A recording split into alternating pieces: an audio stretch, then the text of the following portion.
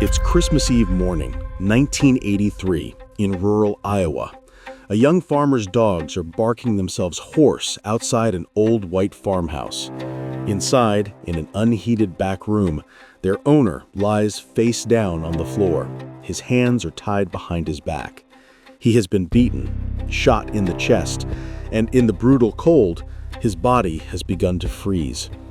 For 40-plus years, no one knew who did it.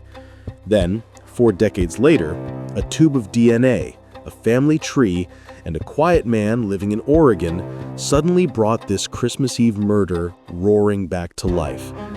This is the story of 24-year-old Ronald Lee Novak, and how a holiday visit turned into a nightmare that haunted his family, his community, and his investigators for more than 40 years.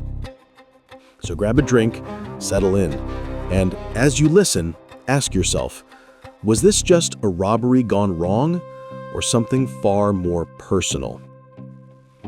Ronald Lee Novak was born on November 11, 1959, the youngest of 7 kids in a big Iowa family.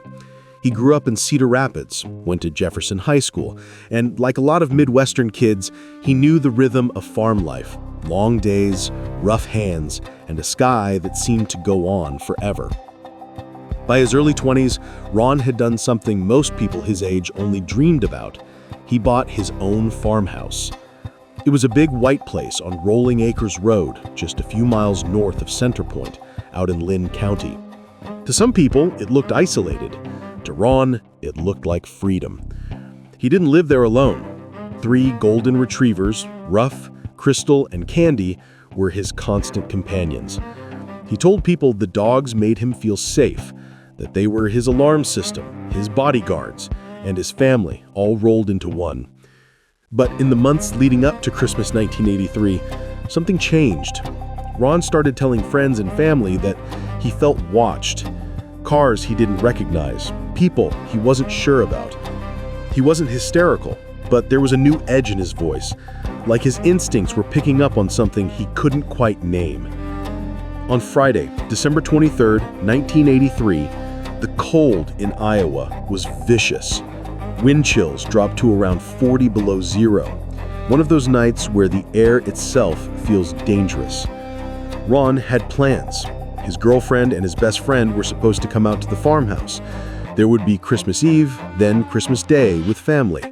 Just a simple country holiday. Food, laughter, dogs underfoot, maybe a little snow outside the windows.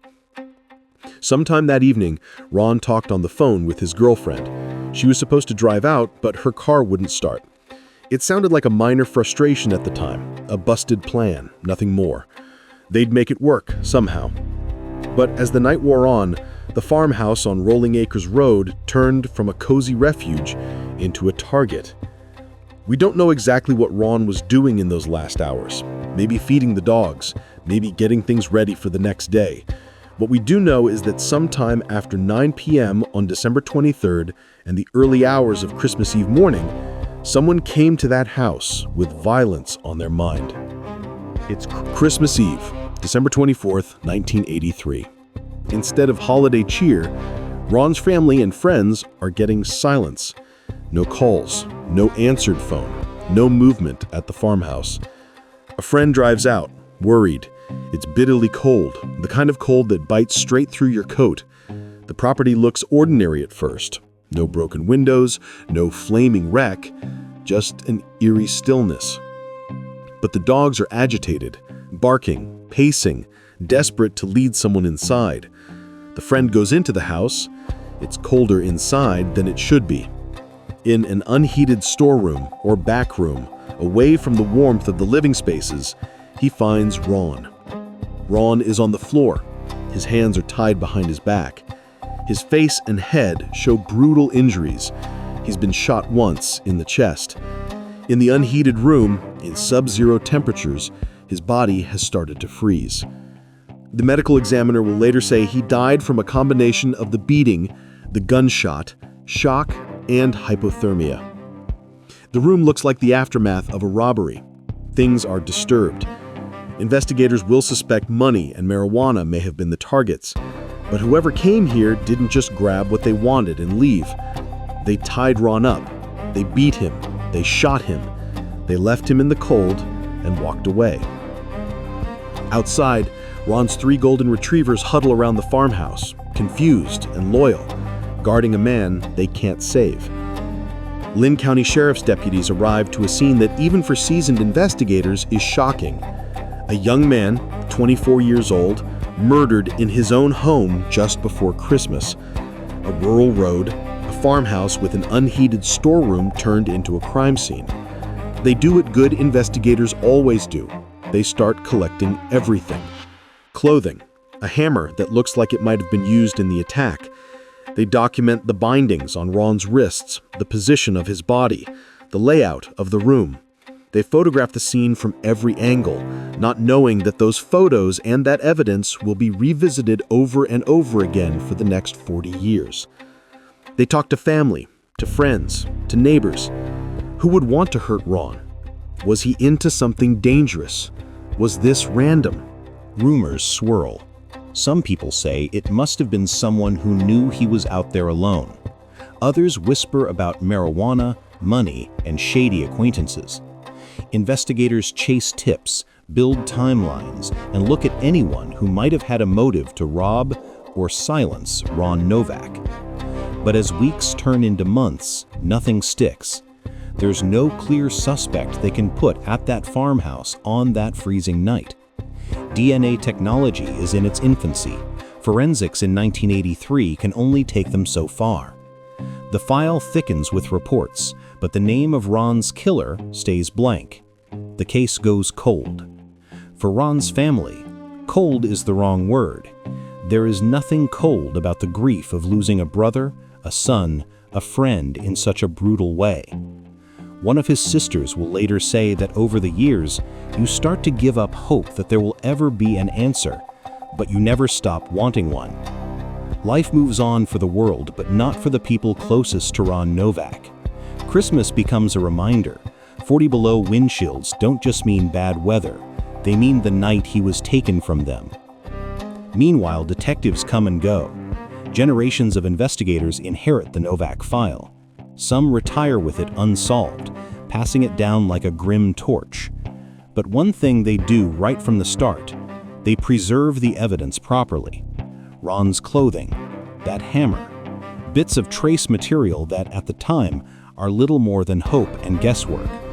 By the 2000s and early 2010s, DNA technology has transformed criminal investigations. Cold case teams across the U.S. start pulling old evidence out of storage and asking a new question. What can we see now that we couldn't see back then? In 2013, investigators test items from the Novak case. On Ron's clothing, on his shirt, even on the hammer itself, they find DNA that doesn't belong to Ron. The profile is unknown, but it's there. The genetic fingerprint of someone who got way too close to Ron that night. Still, that alone isn't enough. You can have DNA, but if there's no match in the database, you just have a ghost in the machine. Over the next decade, scientists and law enforcement push further into a new frontier: genetic genealogy. Instead of just comparing DNA to known criminals in law enforcement databases, they start building family trees, using samples that ordinary people have submitted to consumer DNA sites.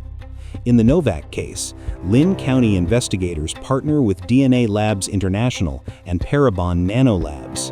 They retest the preserved evidence. They upload the unknown profile. And slowly, a picture starts forming. Not of one man, but of a family.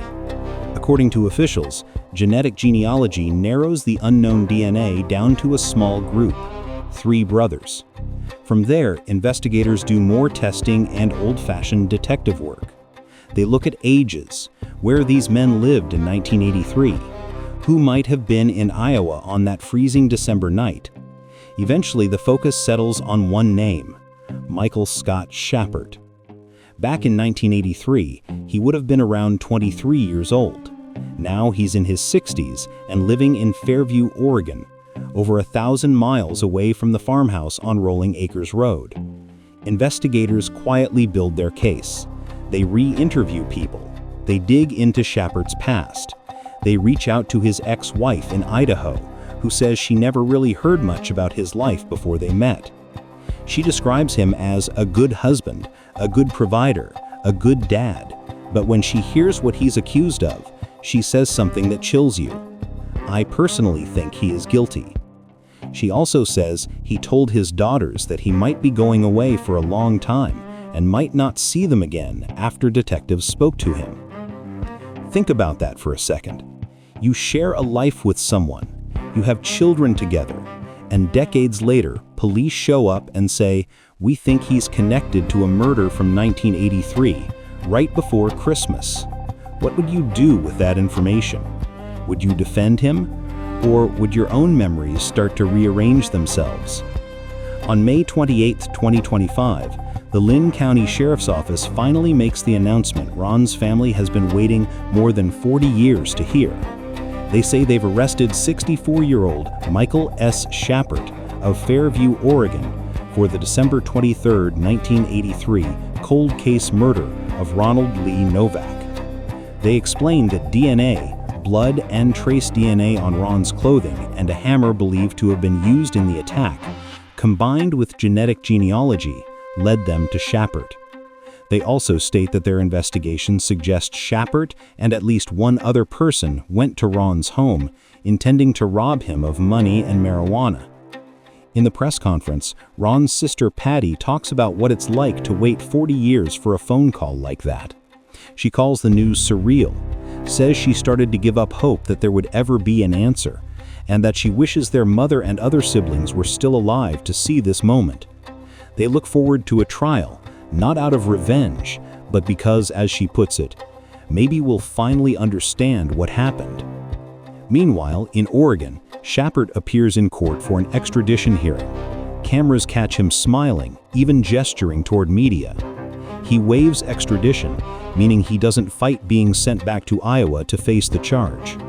He is brought to Linn County, where he makes an initial appearance on a first-degree murder charge and is held on $1 million cash-only bond.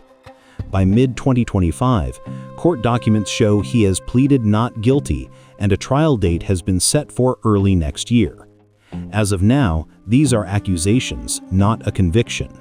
Under the law, Michael Shepard is presumed innocent until proven guilty. The sheriff's office emphasizes that the case is still open. They believe at least one other person was involved that night in 1983. Naming Shepard, they hope, will shake loose other witnesses, people who saw something, heard something, or have been holding on to a secret for over 40 years. So what really happened inside that farmhouse on that brutally cold December night? According to investigators, the theory is this. People knew Ron had money and marijuana. Maybe word sprang. Maybe someone decided that an isolated farmhouse in sub-zero temperatures was the perfect place for a quick score. They go there, expecting easy cash, but once they're inside, things get violent. Was Ron surprised by people he knew? Did he open the door willingly, thinking it was a friend? Or did strangers force their way in? We know he was tied up. We know he was beaten with enough force to cause serious head injuries. We know he was shot in the chest, and we know that, after all of that, he was left in an unheated room to die in the cold, while 3 loyal dogs stayed close, probably barking, probably confused, right up until his body was found. What we don't know, at least not yet, is how many people were in that room, what they said to Ron, and whether this was a robbery that spiraled out of control or a planned execution with robbery as the cover story. And then there's the psychological side of it. If prosecutors are right, how does someone walk away from something like this? Build a life, get married, have children, and never mention the fact that one Christmas they left a 24-year-old bound and bleeding on a farmhouse floor. How do you sit at your own Christmas table year after year pretending that December is just another month? For Ron's family, the arrest isn't a happy ending. There is no version of this story where he suddenly walks back through the door. But there is a chance at answers, a chance to sit in a courtroom, look at the man accused of killing him, and finally hear, under oath, what investigators believe happened that night. It's also a story about the power of persistence. The deputies in 1983 couldn't have imagined genetic genealogy or consumer DNA databases. They just knew to glove up, bag everything, and store it correctly. Their careful work let modern scientists and investigators reach back across 4 decades and pull a name out of the dark. It's a story about how technology is changing true crime, not just on YouTube, but in real-life courtrooms. How a few cells of DNA on a shirt or a hammer can link a frozen storeroom in Iowa to a quiet house in Oregon. And it's a reminder that cold cases aren't really cold to the people who loved the victim. For them, time doesn't heal much. It just stretches out the questions. Before we close, I want to hear from you. If you were on this jury, listening to the DNA evidence, the family statements, and the genetic genealogy, what questions would you be asking? Do you think this was a robbery gone wrong, or do you feel like there's something deeper, something more personal that hasn't come out yet? And what about the idea that there may still be at least one unidentified accomplice out there? Do you think others will eventually be named? Drop your thoughts, theories, and questions in the comments. Be respectful. Remember, this is a real family, a real victim, and a real person who has been accused but not yet convicted. And if you stayed with me this far into the story of Ronald Lee Novak's Christmas Eve murder, here's my call to action for you. If you love deep-dive true crime stories, especially cold cases cracked by modern forensics, make sure you hit that like button so more people see this video. Subscribe to the channel and turn on the notification bell so you don't miss the next case we break down. Share this video with a friend who's into true crime and DNA breakthroughs, and let's keep these stories alive, because sometimes all it takes is one more person hearing a name or a detail to finally bring the last piece of the puzzle into place.